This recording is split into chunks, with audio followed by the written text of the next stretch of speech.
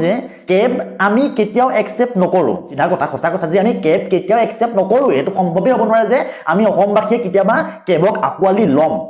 কিন্তু তাৰ মানে এইটো নহয় যে আমি হিন্দু বাংলাদেশীক আমি ইয়াত গ্ৰহণ নকৰো আমাৰ অসমত হিন্দু বাংলাদেশীৰ প্ৰয়োজন নাই কিন্তু তাৰ মানে এইটো নহয় যে আমি বাংলাদেশী মুছলমানক গ্ৰহণ কৰিম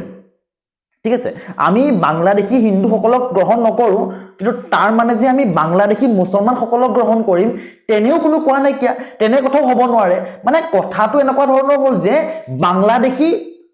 এই বাংলাদেশীবোৰ যে আমাৰ অসমত এন্ট্ৰি নহব মানে ইহঁতৰ সিধা কথা ক'বলৈ গ'লে মানে অসমত বাংলাদেশী নিষেধ হি লাগিলে বাংলাদেশী হিন্দুৱে হওক হি লাগিলে বাংলাদেশী মুছলমানেই হওক অসম কোনো আচলতে ধৰ্ম বিৰোধী ৰাজ্য নহয় ইয়াত হিন্দু মুছলিম আমি সকলো ভাই ভাই হয় গতিকে ইয়াত হিন্দু মুছলিম বুলি কথা নাহে গতিকে মই এটা কথাই কওঁ যে বাংলাদেশী মুছলমানেই হওক বা বাংলাদেশী হিন্দুৱে হওক অসমত কিন্তু প্ৰৱেশ নিষেধ তেওঁলোকৰ বৰ্তমান সময়ত ৰুমত বহি আচলতে ইউটিউবত ভিডিও বনাই আছো তাৰ মানে এইটো নহয় যে আমাৰ কোনো শক্তি নাই এজন অসমীয়াৰ দৰকাৰ হলে ৰাস্তালৈ ওলাই যাম হাতত দালৈ ওলাই যাম এটা বাংলাদেশীক আচলতে ডিঙিত ঘপিয়াই যাম আমি যে সৰ্বসাধাৰণ অসমীয়াই কেবৰ বিৰুদ্ধে গৈ বাংলাদেশী মুছলমান সকলক যে আমাৰ কুলাত তুলি লম এনে কোনো কথা নাই আচলতে ঠিক আছে ইয়াত কোনো ধৰণে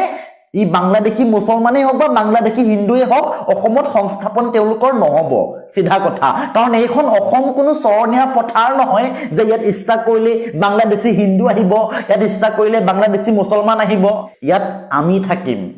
ইয়াত বাংলাদেশী হিন্দু বা বাংলাদেশী মুছলমানৰ ঠাই নহয় ঘৰত বহি কেৱল সোশ্যাল মিডিয়াতে যে এই সমূহৰ হকে মাত মাতি আছো এনে কোনো কথা নাই কাইলৈ ৰাস্তাত আহি যে সেই সমূহৰ ডিঙিত নঘপিয়াম তাৰ কিন্তু কোনো মানে নাই গতিকে এটা কথাই কওঁ যে এইখন কোনো চৰণীয়া পথাৰ নহয় ইয়াত যিকিটা বাংলাদেশীয়ে চৰিবলৈ আহিব সিহঁতক একফালৰ পৰা ঘপিয়াই যোৱা হ'ব সো সিধা কথা অসম অসমীয়াই হৈ থাকিব অসমত প্ৰত্যেকজন অসমীয়া থাকিব ইয়াত কোনো হিন্দু বাংলাদেশী কোনো মুছলমান বাংলাদেশীৰ প্ৰৱেশ কেতিয়াও নহব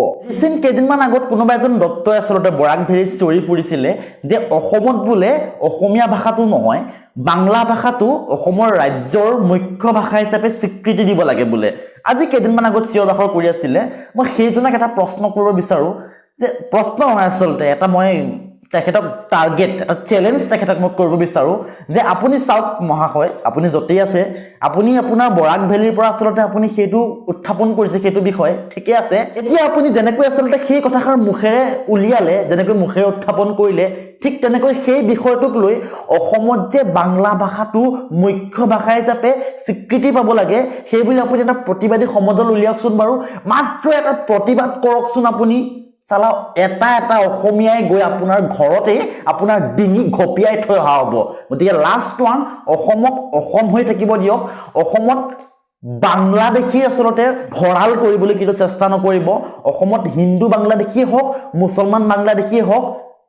প্ৰৱেশ কেতিয়াও হ'ব নোৱাৰে নিষেধ আমি এটাই আশা কৰো আমাৰ সোণৰ অসমখনক আমি সদায় অসম হৈ থাকিব দিম আমাৰ অসমীয়া মানুহৰ মাজতে আসলতে আমি আমাৰ এই অসমখনক জীয়াই ৰাখিম হিন্দু মুছলিম আমাৰ ইয়াত কোনো ভেদাভেদ নাই আমি সকলো ভাই ভাই যিসকল আমি অসমতে আছো অতীজৰে পৰা আমি অসমত থাকিম আৰু